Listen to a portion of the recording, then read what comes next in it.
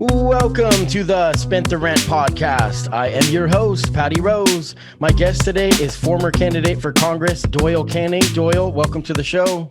Thanks for having me. So this is the third time that you've been on, and I appreciate you doing this. We actually planned this episode about 12 hours ago, so this is really short notice. And I really am excited to have you on because if anybody has been listening to this podcast since the beginning, they'll know that my political views kind of tend to fall into the progressive area. And I've had a lot of progressive minds on the show. James Barber has been somebody that he's not only my title sponsor with Oregon Cash Flow Pro, he's taught me a lot about progressive politics and the frustration that lies with it. So I wanted to have you on as somebody that I admire as a progressive voice for the progressive movement in Oregon. I had endorsed your campaign during the primary, which you were defeated by Peter DeFazio. Today, we're going to talk about your endorsements a little bit, and we're going to get to your race, the Congress, in a little bit. And so definitely, if you're listening and watching this, you're going to want to hear what she has to say about that. So Doyle, thank you for doing this. Yeah, it's great to be here. We have a lot to go over. We're going to talk about a couple ballot measures that I wanted to touch on. And also, next week, I'm going to be sitting down with the chair of the Democratic Party of Lane County, Chris Wigg, and we're going to talk more in depth about what's on your ballot and ballot measures. Today, we're going to go over candidates.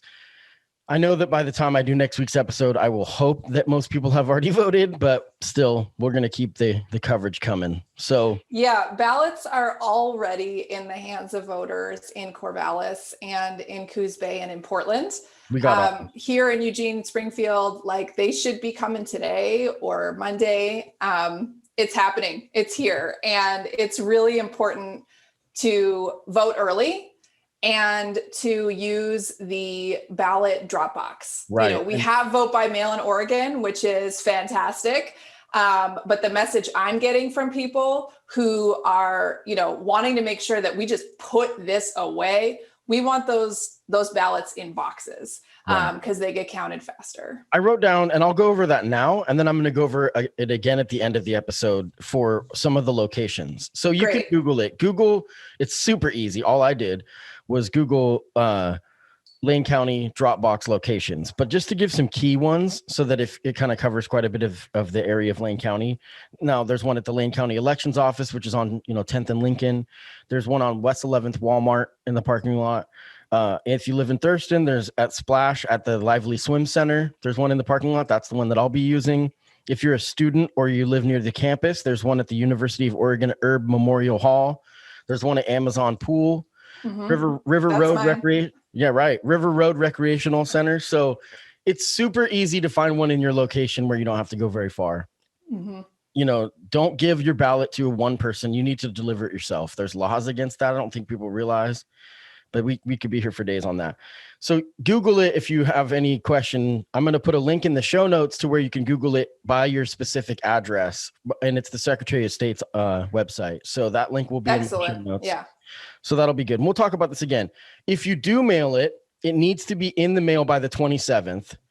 That's too late. I mean, even though that's the deadline, that's too late. You need to be doing it sooner than that. But if you do mail it, because maybe you live more rural, there is no postage required.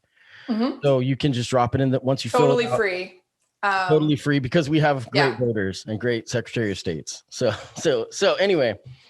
So we're going to get to it. We have so much to cover, and we're going to cover that again at the end of this because I want to make sure that we drill it home. So one of the things that we are going to do today is you're going to talk about your endorsements, which I'm honored to have you on my show doing this for the first time because I know that this hasn't even been released to the public. So hot off the press. So we're going to go quick with a lot of these, and we're going to start from the top of the ticket. So we're going to start with president. So I am still an undecided voter. No, I'm just kidding. That's impossible. That's impossible. That's like absolutely impossible. Anyway, so for president, we'll start with that. Yeah. Now, look, I know that a lot of my supporters supported other candidates in the Democratic primary for president. I myself endorsed Senator Sanders. A lot of my supporters were behind Elizabeth Warren, Marianne Williamson, Andrew Yang. Like there were a lot of candidates. And Joe Biden probably wasn't, like, your favorite, if you're a fan of this podcast and you kind of identify on the more progressive end of the party. And so I'm here to say, vote Joe. It's really important. And you may think, oh, we're in Oregon. It's a blue state. I can vote for Bernie writing in. I can vote for the Green Party candidate, the Progressive Party candidate, because they're more in line with my values. And, I hear that. But like Joe likes to say, here's the deal. Okay. When I was running for Congress and I was challenging the incumbent Democrat, I had a lot of conversations with progressive political operatives who, aren't from Oregon. They're based in the Beltway. They're based in New York City. And they would pull up statistics about the district when they were vetting my campaign. And at the end of the day, they would say, you're a great candidate. Like, we want to support you, but we're nervous about the number of between Clinton and Trump in the 2016 general election. It was way too close. And that makes us think that this isn't a deep blue district. And so we can't support a challenger. And I would say, well, look, there were, thousands of people who wrote in Bernie. And that's why that number was too close, or didn't vote because they were just really turned off by Clinton. There's a deep anti-establishment, sentiment here in Southwest Oregon. And that's why you see that result. And they were just like, sorry, it's scary for us. And so, here's the deal. We, in this congressional district, need to put Trump in the trash, like all the way, double digits. We need to crush this by a landslide. And it's about Trump, clearly, and, how making a statement about how we feel about him, but it's also about putting to rest this notion that this is some kind of flippable district. And we're going to get into that in the congressional race as well. But, we need to show that this is Democratic territory. Right. The one thing about Joe Biden is that his campaign's not about him. And I'll give him credit on that.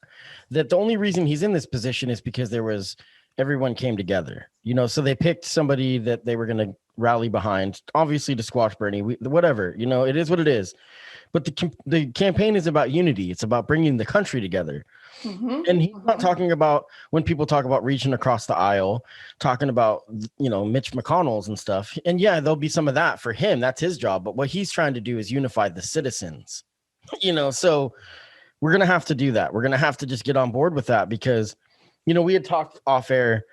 For me personally, it's frustrating because I have a lot of people that try to make this duality between the left and the right, where they say that the left, it's like nobody's willing to make compromises. I'm like, you got to be kidding me. I've literally compromised every issue that I care about to support this guy, and I'm going to do it full force. I'm going to support him as well. Now, personally, I'm a big fan of Kamala Harris. I mean, she wasn't, again, neither of them were the top four for me for candidates in the primary. But that being said, I've learned my lesson with 2016. I feel personally responsible for throwing my vote away for what's happening with the Supreme Court, for women's right to choose being such, so jeopardized now. That's because of people it's everything. People can blame everyone. I mean, I still think that Hillary takes the most of the blame because her campaign was literally called "I'm with her," like it's about her. So I that's a big problem I have with candidates when they make it about them. Now, obviously, Donald Trump, he's the only person in the world that matters to him. So, including his wife and kids. So anyway, I think everybody knows what to do this time and do what you want. Obviously, I'm not going to force you to do something you don't, if you're just not willing to budge on this, then do whatever you want. But the reality is if you actually want to make a difference and you want things that are closer to your policies, yeah, you're going to have to vote Joe Biden. The next one is Senate. Yeah, one more thing on Biden, I think he has been very effective, like you said, in building party unity. He had all of his rivals come to the table, bring their ideas, and commit their full support behind him. And, that's what we need to do to defeat Donald Trump. I'm not worried about us defeating Donald Trump in Oregon. I do want us to do it by double digits. I do want us to send a message for sure. But, Joe Biden has effectively convened these task forces with the Sanders campaign. So, he put together a climate task force that was chaired by Alexandria Ocasio-Cortez and John Podesta. Right. This is kind of unprecedented level of dialogue between, different factions of the Democratic Party to hammer out the toughest battles that we're facing, saving our climate, healthcare, and immigration and policing. These are the hot issues that Biden was able to bring Bernie people into a conversation. That builds goodwill. Did we get everything we wanted? No. Do we need to keep pushing? Absolutely. And I will be right there doing it on day one of the new administration. But, he's an effective politician and coalition builder. And that's what the party needs in this moment. Right. And, I feel like it's easier to pull someone left from the left. Like, you're not going to pull somebody to the left from the right. It's just not going to happen. Like, as far as policy, we can worry about getting what we want once he gets in office. Until that point, it's off the table. So we got to move on because we got so much. This one's more of a no-brainer. That's literally what I wrote in my notes. No-brainer. Jeff Merkley for Senate. 100%. Yes. Jeff Merkley he's a goofball, but he's our goofball. But he is super awesome. What he's done at the border, the work he's done with immigration, exposing stuff at the border has been phenomenal. Absolutely. We actually, he has been leading the charge in fighting the Trump administration's white supremacist immigration agenda. He has been leading the charge on climate. He introduced the first bill, the Keep It in the Ground Act in, I think it was 2016 or 17, that really got the ball rolling on like the solutions that we need to address fossil fuel at the source. And he's really, like you said, I wouldn't call him a goofball. Well, I mean it in a good way. A very friendly, approachable, and effective leader. I think that when people hear me say dork or goofball, they think it's offensive, but no. Like, that's a compliment, because what it means is that they're their true self, and it's like, they're not trying to be something they're not. I just remember his ad campaigns from the beginning. He's like, I just built a new deck. And he was so proud of it. Well, I met Senator Merkley at Netroots Nation last year before I had launched my campaign, and I was wearing my Oregon cap, and we were in Philadelphia at this big convention center, thousands of people, and he saw my cap across the room and he waved at me, and we had that connection. So yeah, I got a lot of love for Senator Merkley. He's super rad. He's probably one of my favorite politicians, period. My favorite in the world is Ro Khanna. Honestly, Ro Khanna is incredible in California. But anyway, so Jeff Merkley is pretty much a no-brainer. Could be the next senator from the state of California. We'll see. Ro Khanna, I hope so. Yeah. So, and California is a nightmare, so we don't need to talk about that. But anyway. So, Secretary of State, this one's big. I didn't even really know in the primary a lot about this, and then it kind of, Shemia Fagan is the one getting, I would say is the front runner. And so go ahead and speak on that with the Secretary. Well, so Secretary of State is the only statewide office currently held by a Republican in the state of Oregon. And that's about to change, which I'm really looking forward to, because Shemia is going to just knock it out of the park. I supported Jamie McLeod Skinner in the primary. She had a really strong environmental platform. She's an environmental lawyer. She studied with the same professors I did at the U of O. And so we have that in common. And she had a really strong stance on Jordan Cove. I supported Jamie, but I'm really excited to support Shemia in the general. She's a great candidate. She's a strong leader. She's definitely going places. This is a stepping stone for her. Absolutely, for sure. For a lot of people, Secretary of State, a lot of people that watch my show or listen to my show don't necessarily know a ton about politics, that myself included. So the Secretary of State is huge when it comes to voting rights. And so yes, Secretary of State is like in charge of the election. Yeah. And so, everything that happens with campaign finance, with ballot access, vote by mail, like the voters pamphlet, all this stuff, it goes through the Secretary of State's office. And so, we need someone there who is, an ally and also a really effective administrator. So one of the things I didn't mention at the beginning of this, when it comes to our ballots, is I've signed up for informed delivery through the U.S. Postal Service. It's amazing. So if you're listening to this, Google informed delivery USPS, and every morning you can get an email telling you what mail is coming. And I had posted something about it because I think it's great, and I knew my ballots were coming and they came. It was a little bit later in the day than normal, but people are losing their minds about the mail. And that's because the Republican Party across the country is sabotaging it. Like, it's factual. It's not it's just myth. And so, it's funny how they're questioning the mail, which is just insanity to me. Like, I mean, how we do away with the mail. How am I supposed to send letters to Santa Claus? Like, I don't understand. So, no, but Shamia Fagan will definitely protect voters' rights. That's something that she's talked about a lot.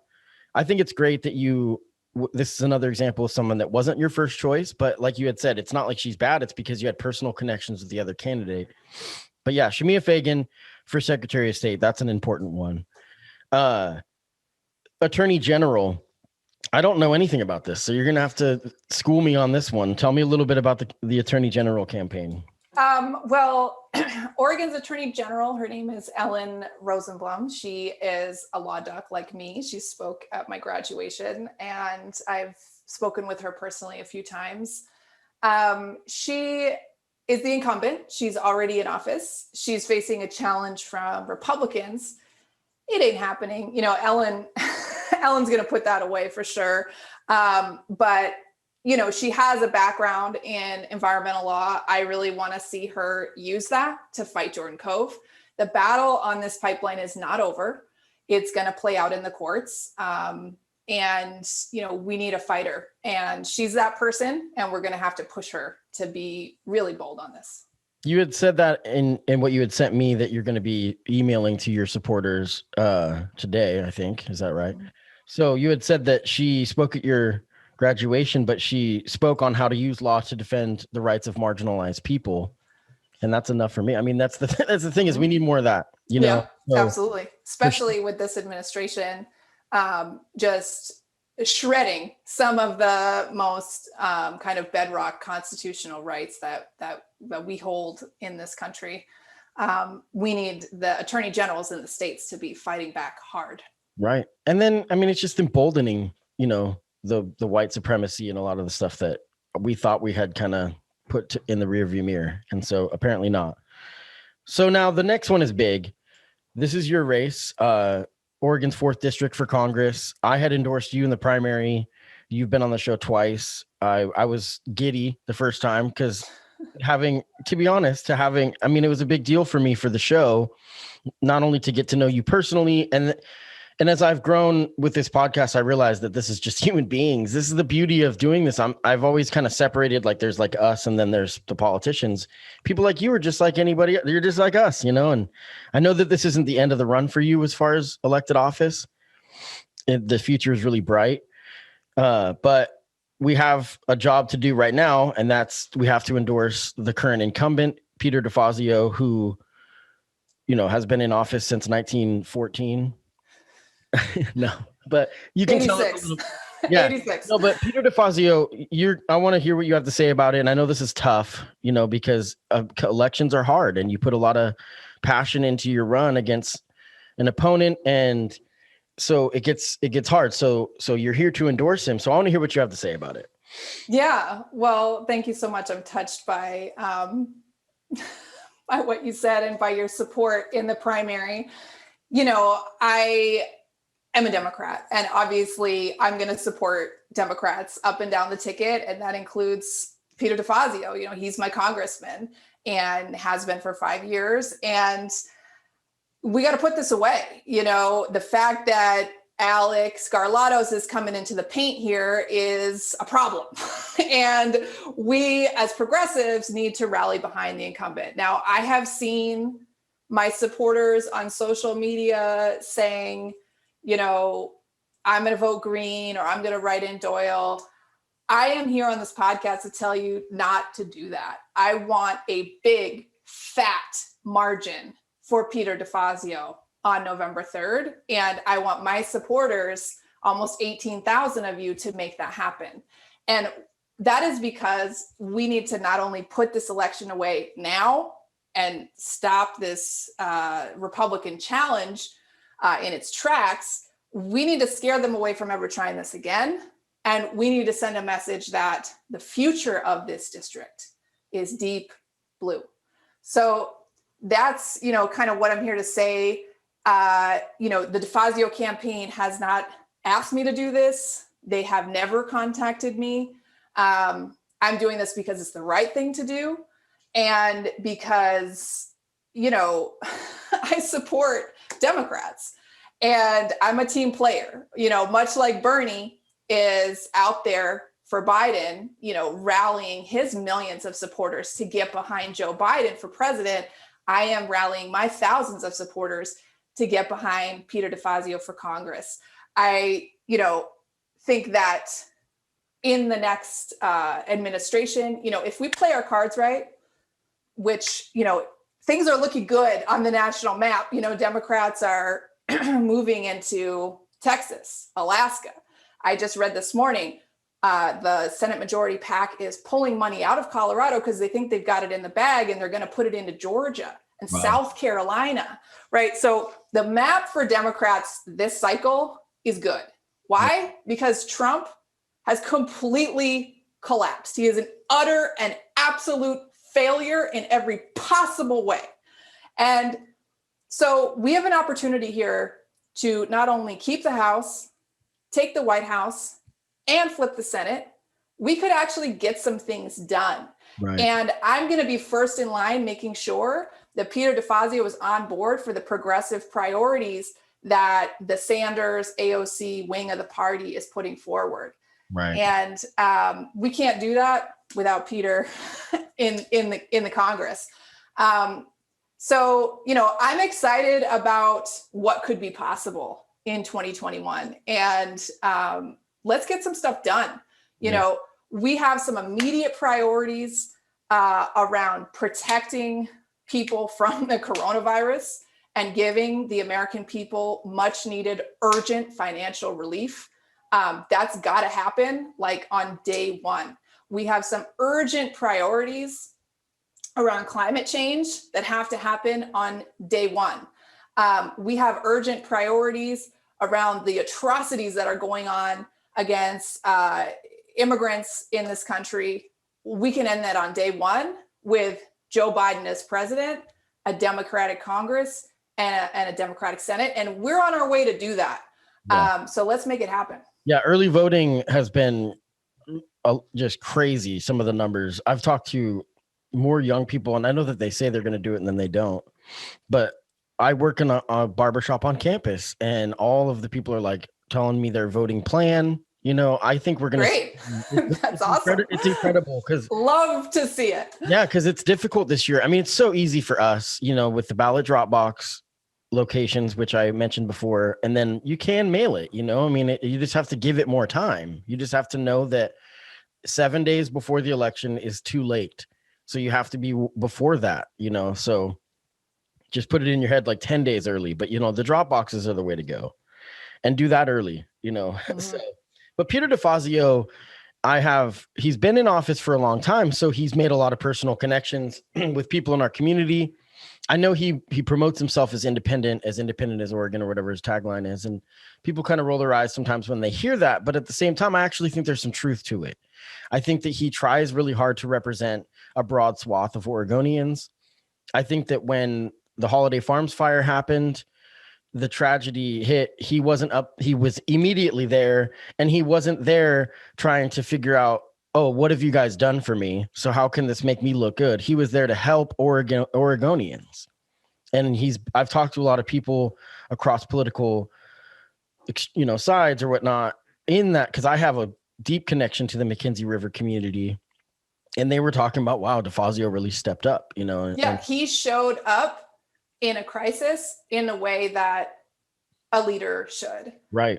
In a way that the Republican challenger never would. I mean, we just saw yesterday Trump tell California, like, you're not getting any relief money for your fires because you're Democrats. Sure. Right. I mean, like, what? I don't know this for sure, but I haven't seen anything with Alex Carlatos going to the fires. I'm not going to say he didn't, because I just haven't seen it, And so, it's like, you remember with the crisis with Obama under Bush, when Bush was still president and the election was going on, the minute that, in my opinion, that Obama won the election against McCain was when he was sitting at a table with McCain, Bush, and Obama talking about what to do with the economy. And Obama was like, all right, let me roll up my sleeves and get some stuff done here. And McCain was like, I don't know numbers.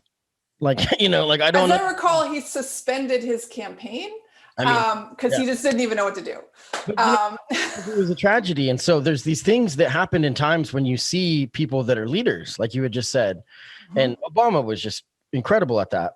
And DeFazio is a much different animal, because he is somebody that's been in office for a long time. And when your campaign was going, and I told people, off air, just in my personal life, that I was supporting your campaign, the complaint was, they're like, no, Peter DeFazio is just now getting into a position in the Congress where he actually has a lot of clout. So that was the knock. It wasn't personal towards you, but of course, I always wonder, it's like, people are looking for that one thing that they can be like, oh, don't support this newcomer. But regardless, there is some truth to that, that he does have a lot of power in Congress. That's taken a long time. Well, I would say his strength is knowing the kind of mechanics of the federal government, right? Sure.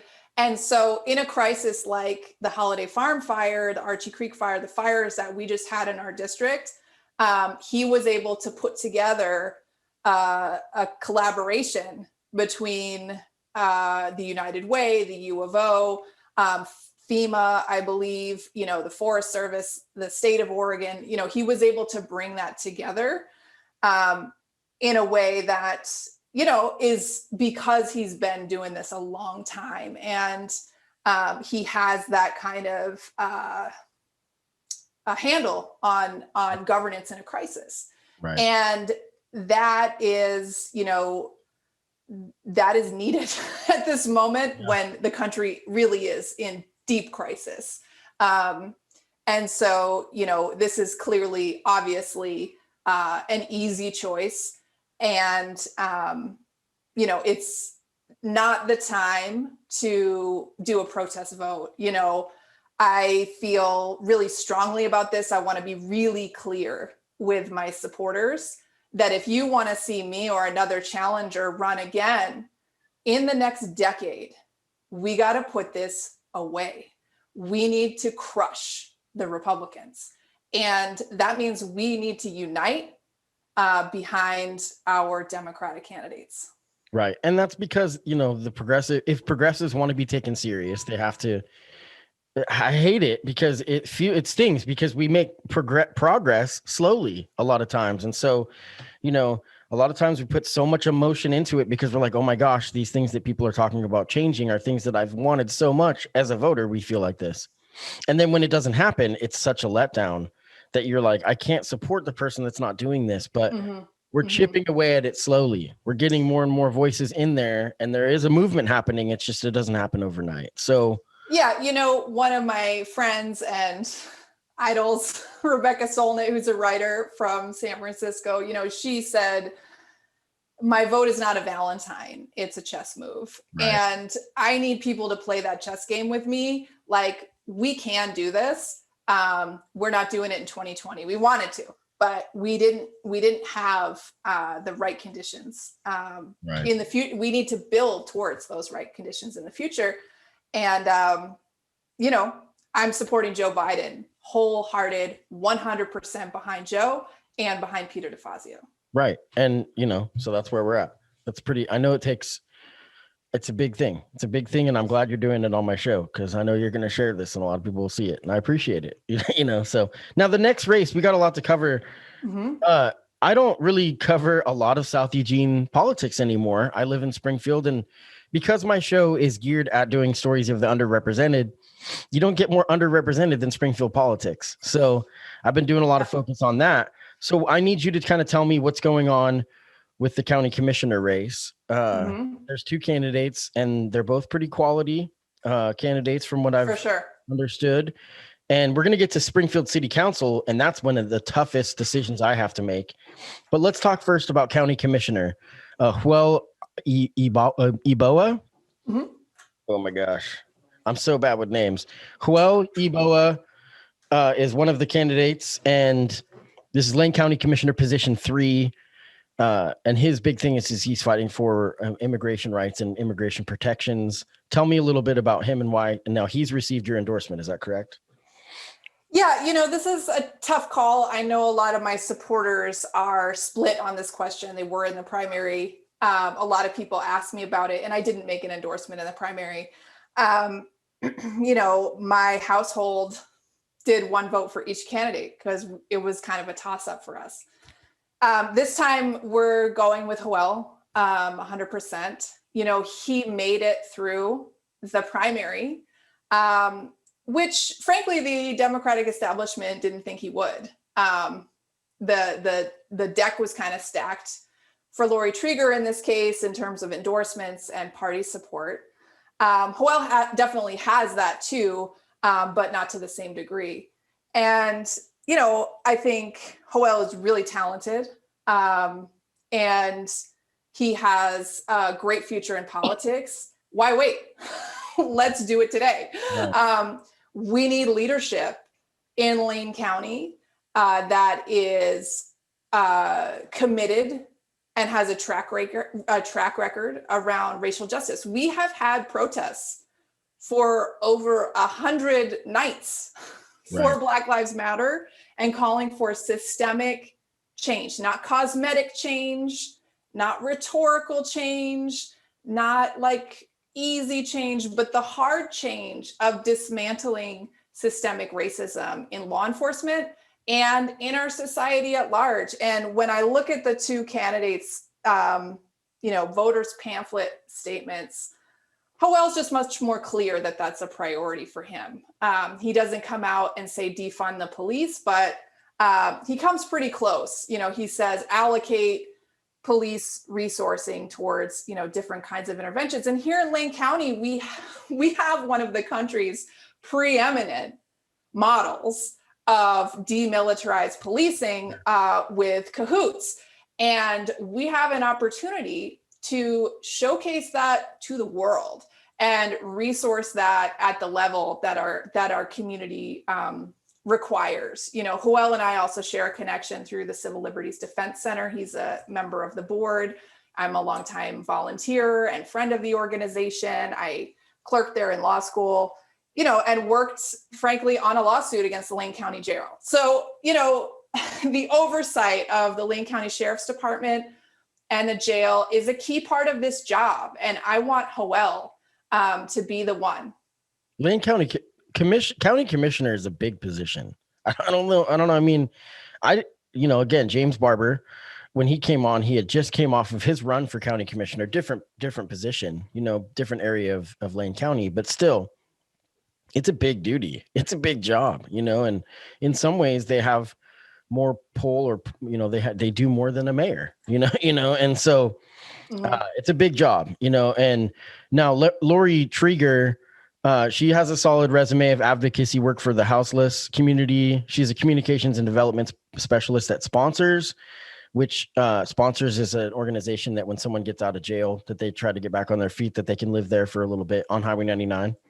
And I know people that have gone through Sponsors, and it's a great organization, because the people that you're treated humanely. And we're going to talk a little bit about ballot measure 110, which I think this is actually a good time. I know that we're bouncing around by doing this, but if we're going to mention Sponsors and, criminal drug related stuff, I think it's a good time to segue into ballot measure 110.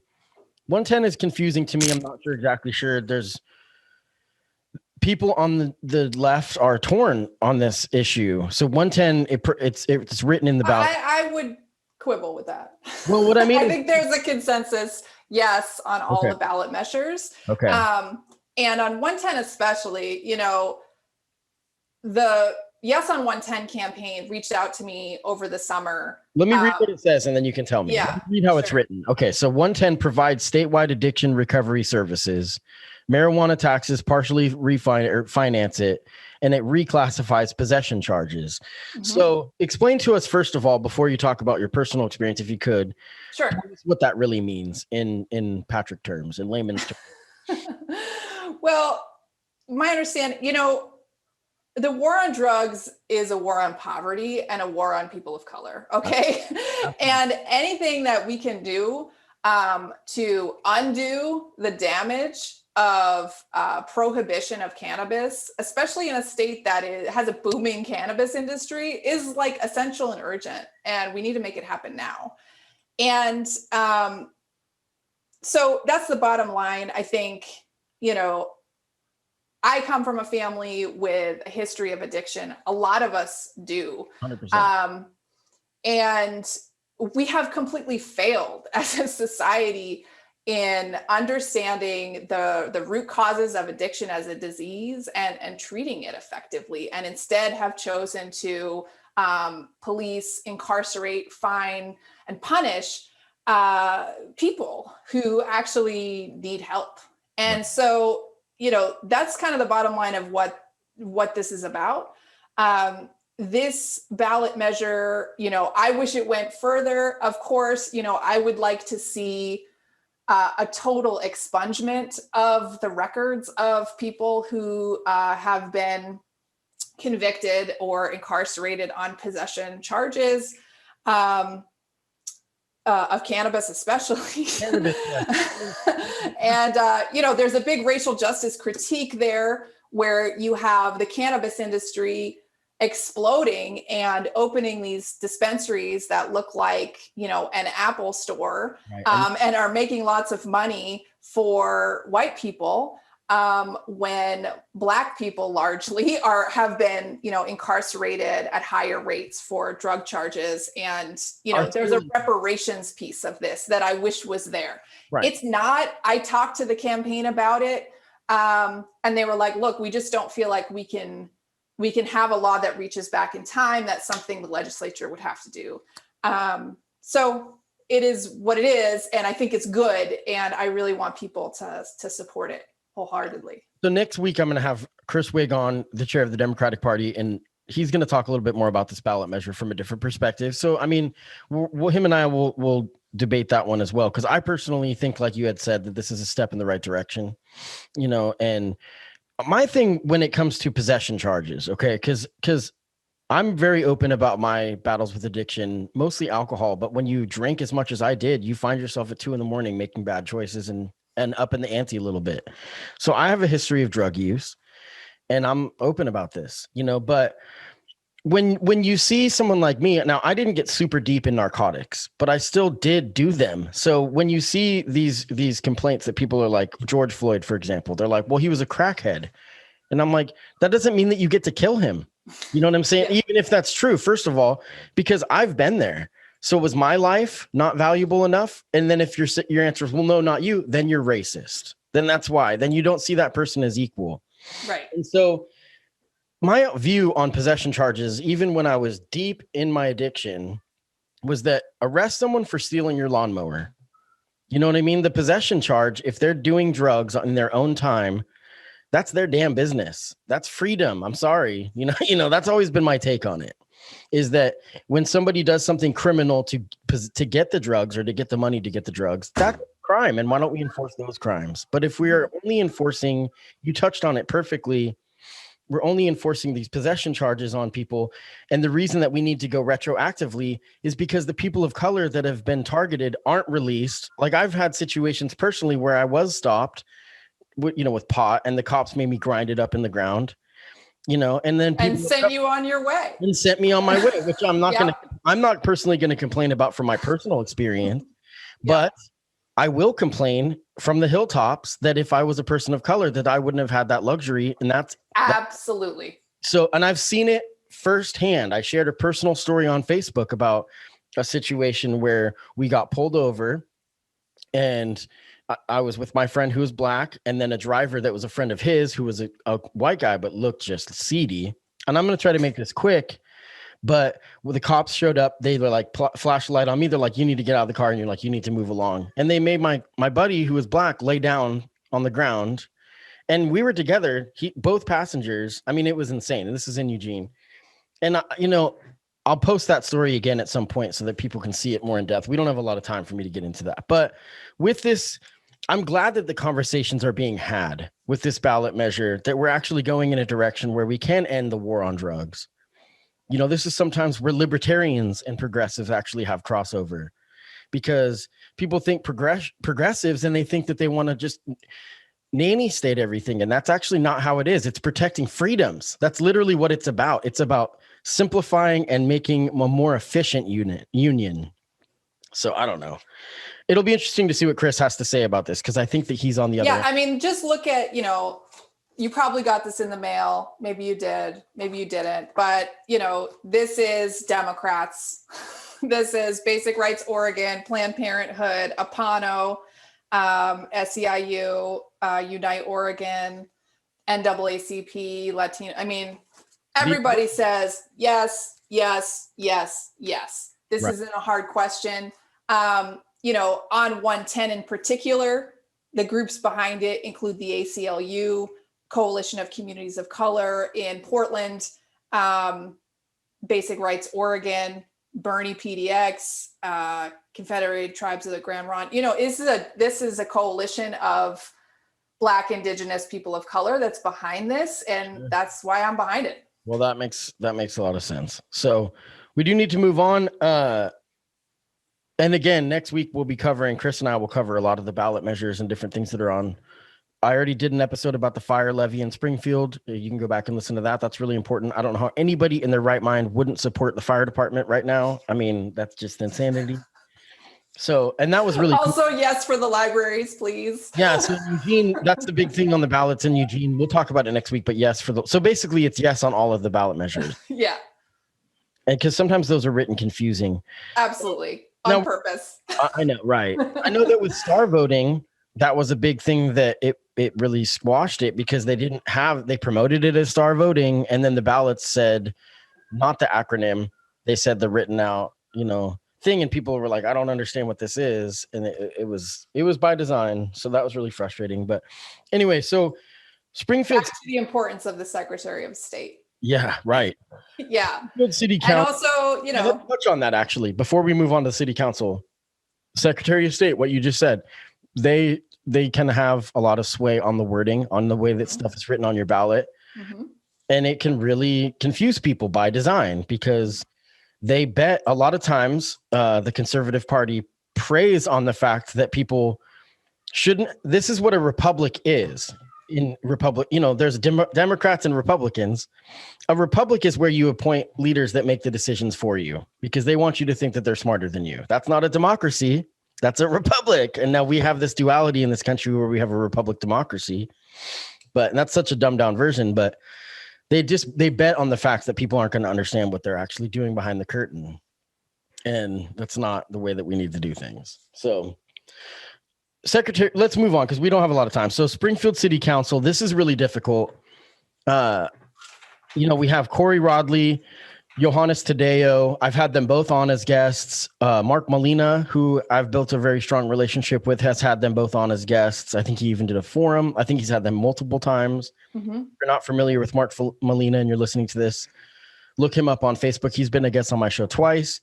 A great person doing real good coverage about Lane County politics. Johannes Tadeo and Corey Rodley are both great candidates. This is a really tough decision for me. Now you can speak on your endorsement, and then I'll talk about it a little more. This is a personal one for me. Johannes supported my campaign. He is an outspoken community organizer in Springfield who really led the charge to sever the contract between City of Springfield and ICE when it comes to law enforcement. You know, he is tireless. He can come across as, you know, having his energy spread very thin, because especially during the pandemic, he's been working 2 jobs. He's been working for SAFER on community organizing. He's now working also with the unhoused community in the wake of the fire. And the guy is just tireless. And I admire that. And so I'm supporting Johannes. I don't really have a dog in the fight. I live over in Eugene. Sure. But for what it's worth, for people who supported me in the primary, I really urge you to support Johannes. He has a really strong grounding in racial justice and in the Latinx community. You know, I was there at the launch of his campaign. I would say it was maybe 15 or 20% white, 80% Latinx. That's not something you see every day in politics here in Eugene, Springfield. No. That's something special. No. And, you know, I'm here for it. No. And so I think that sometimes when people make the comment about checking a box, like they're like, I'm not going to support this guy just to check a box, or this person, you know, I think that it's short-sighted to look at it that way. What a person like Johannes Tadeo brings to the table is he brings a different perspective of the Latinx community, which I've grown up in Springfield. I've lived here since I was 11, you know, so this is my hometown. And there is a huge Latinx community that is a huge part of Springfield, mm-hmm. and growing constantly. And they need to have representation. Now, I don't want this is kind of unfair when it comes to, it's not what someone is that's important. It's what they do about it.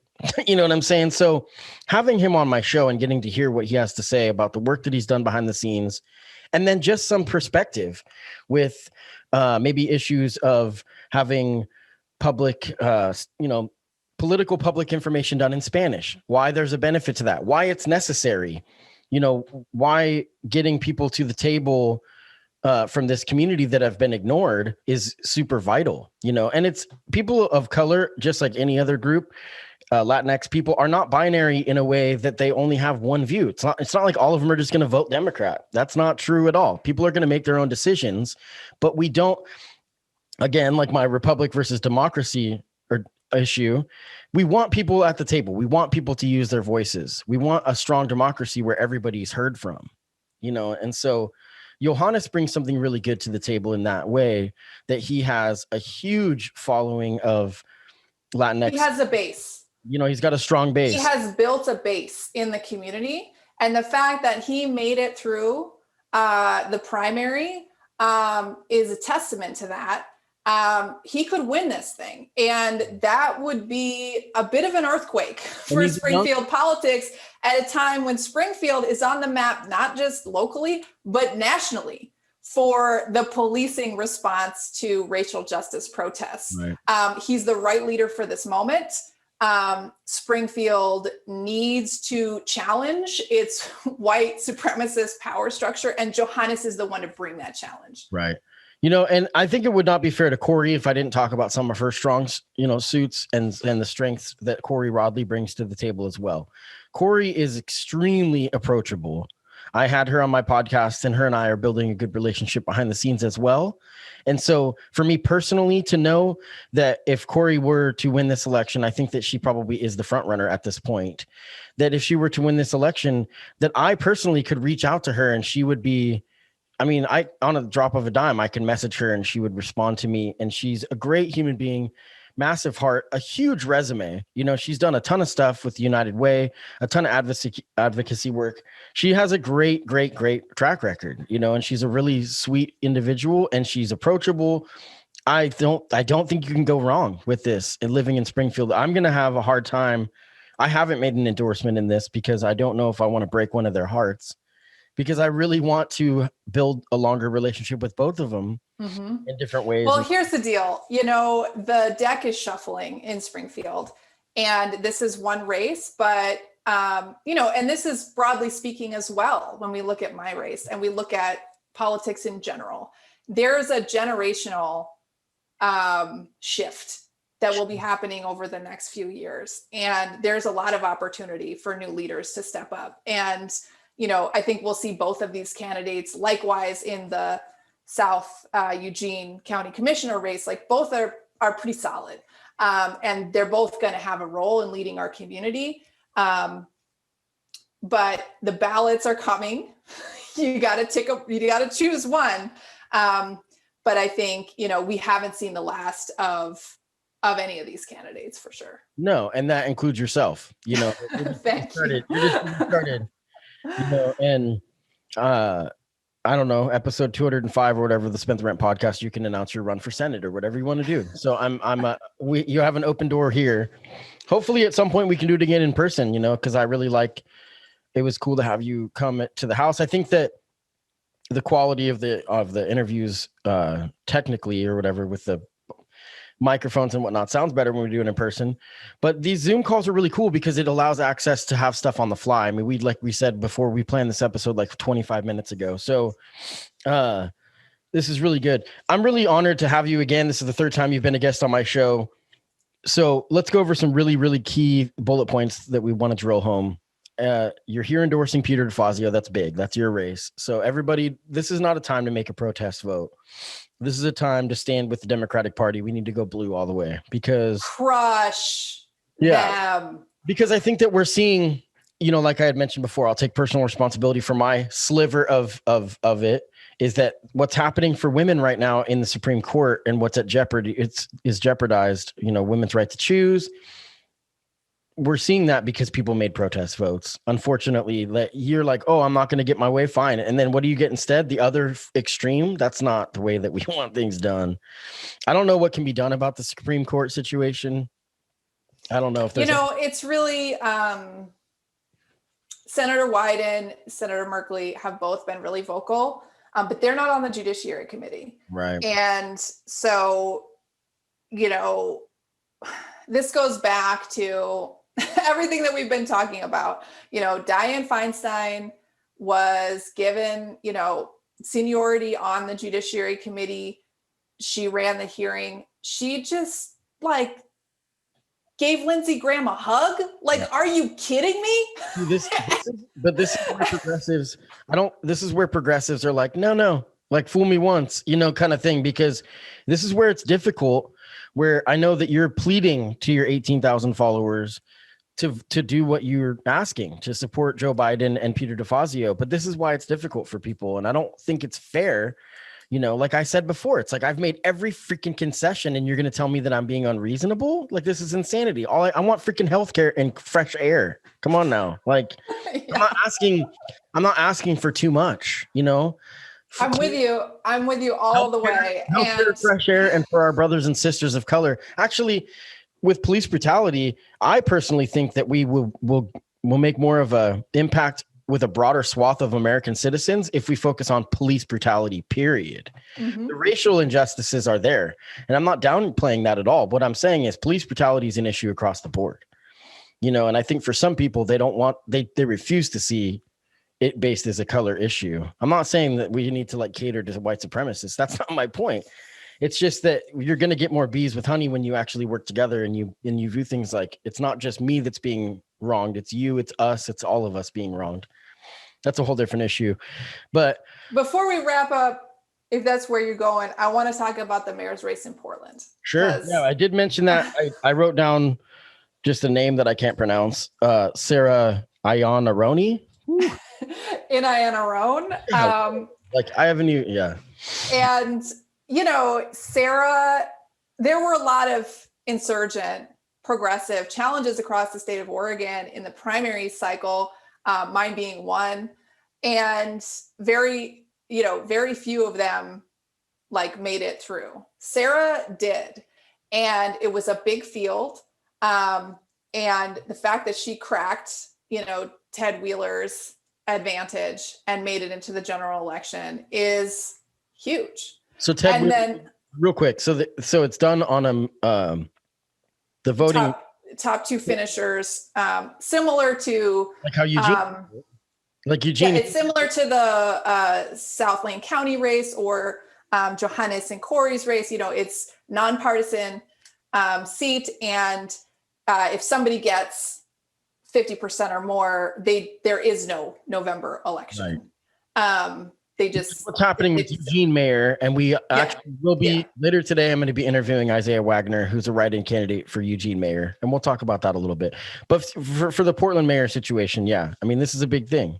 This is a big thing, especially given there's so many exciting things about Sarah that I would love to talk about. And I know that our audience, is mostly down here in Southwest Oregon and not in Portland, but Portland politics affect us here. Like, absolutely. The political agenda is set in Portland, and that's part of the problem that we're trying to fix. But with Sarah in leadership, I think it will have an influence over the state and over the party in a way that could be awesome. Sarah's priorities on climate are super strong. That's why she has my endorsement. I backed her up in getting the support of some national climate leaders and figures because she's really leading on climate in the way that we need and taking a stand against the fossil fuel industry at a time when that is essential to our survival, frankly. And Sarah is facing off against Mayor Ted Wheeler, who his police department has been beating and gassing protesters for over 100 days. And, Sarah wants to actually do some of the things that the protesters are asking for in terms of police reform. And Ted would rather just beat people into submission or something. And so, I think Ted Wheeler is vulnerable. The polling on this race is tight. OPV put out a poll on Friday that showed that, it really could go either way. And I think, progressives need to get behind Sarah. We need to beat Ted and show that, there's a new future for Oregon politics, and it is truly progressive. What do you feel like? Do you like the system set up where you can have two candidates from the same party in a general election? I mean, obviously as a Democrat, probably, but take away your political views. Just, do you think that it is effective to have people that are kind of both on one side of the, my concern on a national level, when I think about these elections where if you don't get 51%, there's a runoff, and then you can have two candidates from the same party in the general election. I worry about states where there is a stronghold that they'll never actually have representation from the other side. So, we want to cry foul when it's two Republicans, right? That would be bad. So what do you think about that when they have these races where there's two Democrats running in a general election or vice versa, two candidates from the same party? Well, it's a good question. These races like Sarah versus Ted, Joel versus Lori, these are nonpartisan seats. So It's not the same kind of election. Okay. Right? Yeah. It's officially nonpartisan. Sure. They happen to all be Democrats because these are Democratic communities. Right. But if they weren't, then they would be Republicans. Right. So, if you look at a county commissioner's race in Douglas County, like Scarlatos ran last cycle and lost, by the way, you've got two Republicans in the runoff. So I think that answers the question well, because it is supposed to be nonpartisan.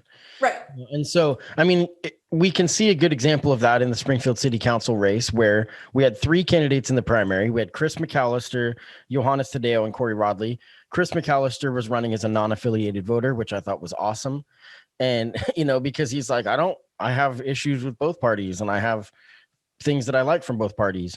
When he was not one of the two top people in the runoff, because then no one got 51%, he then became Johannes's co-campaign manager. Mm-hmm. So to see something like that is really cool, where you have somebody that is a not establishment party person that becomes a co-campaign manager for one of the candidates, I think that's really a good example of where it can work well. And also collaboration by the victor, like we saw with Joe and Bernie, and Joe and everyone actually, Kamala, Elizabeth, Yang, everyone, but especially Bernie. And, that's the kind of politics that we need to do to really unify and make the change that we need. It's funny when you watch like Elizabeth Warren. I think she's genuine, but she's like, now we're just behind Joe. And I'm like, I know you hate it. It sucks. It sucks. I mean, because she was my 1A, 1B with Bernie. It was Elizabeth Warren. And I don't know. I mean, as time goes by, there's people like Amy Klobuchar, who I actually have really grown to really like a lot. And she showed up on the Senate Judiciary Committee, questioning Amy Coney Barrett in the way that I wanted to see. So, I was glad to see that. So Susan Rice was actually my pick for VPs who I wanted Joe Biden to choose, but Kamala Harris she's got her strengths. I think it was a bold move, and I think that it was a move that was needed. I think Tim Kaine was such a milquetoast choice for Hillary Clinton. Didn't really bring anything to the table. No. It was just a tone deaf campaign. And I think Biden has actually run a really good campaign. I mean, Obama ran one of the best campaigns in American history twice. Absolutely. And I mean, the fact that he was reelected with the amount of hate and division that he was facing, not creating, was facing, because Obama saying that Trayvon Martin could look like he could be his kid. That's not a divisive comment. That's a fact. So yeah. Anyways, so the people that ran Obama's campaigns, I'm sure Joe Biden has some access to David Axelrod and David Plouffe, and I don't know if that's how you say it, but those people are geniuses, the way that they run things, not to mention the fact that Obama was just a really good candidate. I mean, he's not without his flaws, but Donald Trump doesn't even have a dog. Like, how the hell can you support a candidate that doesn't have a dog? Like, I got a dog. Right. That's my big personal news. Over the summer, I got a dog, and he's awesome. I want to see that. His name is Max. in your campaign for Senate, it's literally 3 seconds long. I'm just kidding, but like you could be like, I got a dog, and then Doyle Canning, and I support this message. I was gonna make a campaign ad for Joe Biden that just says, "Look, I'm freaking tired. Like, have you watched the news? It's a train wreck. I'm voting for Biden." And I mean, that's kind of the larger takeaway. Like, it is a train wreck. Yeah, it is an unprecedented, unmitigated disaster on pretty much every level possible. And what we were facing in the spring, when the election happened in Oregon, it was literally the law to not leave your house. Like, that's how effed up things were. Right. And so, it was not the moment for insurgent candidates, not for me, not for Bernie, not even for Mark Gamba up in Salem area. I think it's, we thought as progressives 2 years ago, when we saw the results of 2018, the women's wave, Alexandria Ocasio-Cortez, Ayanna Pressley, Katie Porter, like these incredible progressive women prevailing on this kind of anti-Trump. Well, and that's not over. That movement's not over. And then it's not over, but like we thought, like, we're just going to charge that right into 2020. This is going to be our time. And that calculus proved not to be correct. And that's a hard pill to swallow, but that's just the reality. Like, people in the Democratic Party wanted someone they already knew, they trusted, that was promising stability and normalcy. And that was Joe Biden. Sure. Katie Porter is incredible, by the way. She's one of my, personal idols, for sure. And again, she might be on the short list for Senate too. And my God, for sure. Amazing. I mean, that position, Kamala Harris's Senate position, is going to be a big name. Ro Khanna and Katie Porter are two of the most just amazing young candidates. Katie Porter's just awesome. No, but I think that movement. I mean, I don't know, because Trump did go on in a rally and said, suburban women, please like me. So that's pretty effective. It was nauseating. I don't know how anybody can see that. He's like, please like me. I mean, that's like the equivalent. I mean, it's desperate. I mean, the guy, his campaign has completely collapsed. He is absolutely on the campaign trail. He did the equivalent to sliding into someone's DM and saying, sup. That's literally what it was. He's like, what's up? Are you up? You know what I mean? So even though Benjamin Dixon says that every time he posts, you up? No, but so let's put him away here in the 4th District of Oregon. It's got to happen. We got to crush him.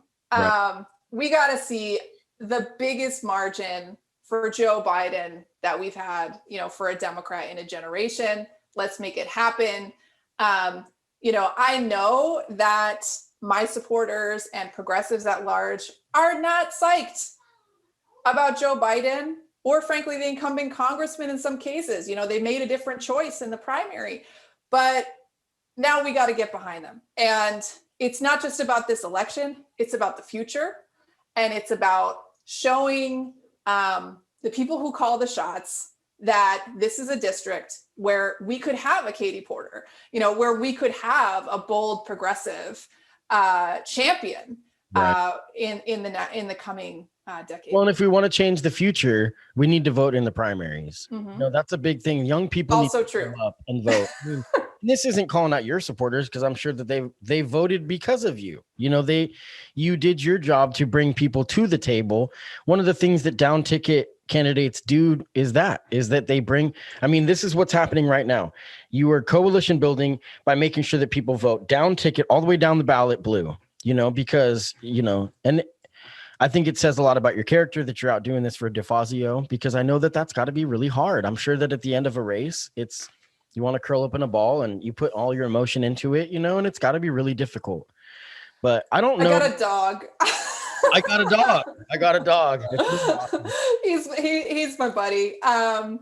And nobody asked me to do this. None of these candidates asked for my endorsement, but they definitely campaigned hard for the dog. And they have learned some campaigning skills from their mom. But in terms of these endorsements, I'm doing this because it's the right thing to do. I'm doing it because, my supporters in the primary could make a difference in these races, and we should, because that gives us power. It gives us power to set the priorities. It gives us power to hold the people in elected office accountable, and it gives us power to build for the future and, build the base that we need to really shape things in the coming years. Right. Well, this is a longer episode. We've passed the hour and we had so much to cover. I appreciate you so much for doing this. Again, if you need to find a Dropbox location, you can Google it, Lane County Dropbox locations. But Lane County Elections Office, there's one, Walmart on West 11th, Splash at the Lively Swim Center in Thurston, at the UO, Herb Memorial Union, Amazon Pool. The EMU, aka the EMU. The EMU, yeah, that's what everyone knows it as. If you do need to mail it, if you live rural, make sure you do it before the 27th. Yeah, or if you're going to town, sure, drop it off. Do the Dropbox thing.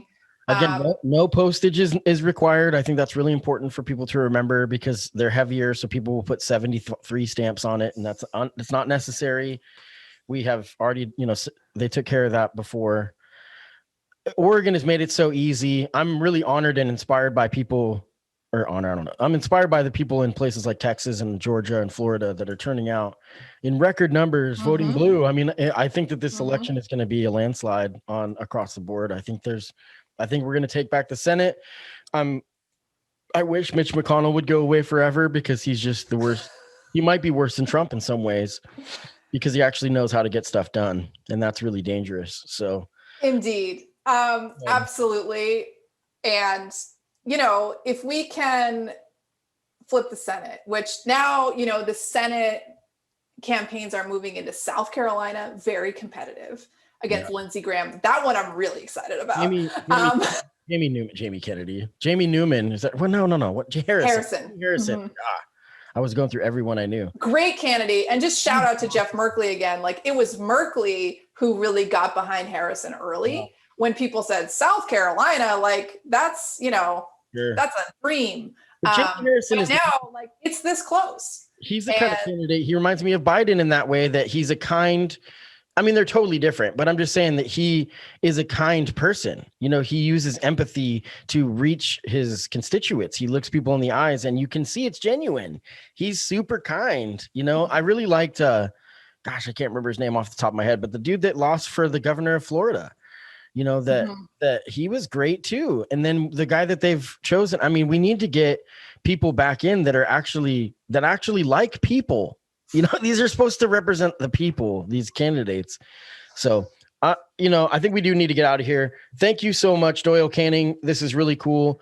You're always welcome on the show anytime, with 12-hour notice, whatever we need. I chose a song, a local singer, Sarah Schofield, and her group, Whopner County. She's just got a beautiful voice. And whenever I have you on the show, I always like to spotlight a local female artist. So, thanks. So this is going to be Sarah Schofield's band, Whopner County. This is the song, Why Did You Go Away? Doyle Canning, thank you very much.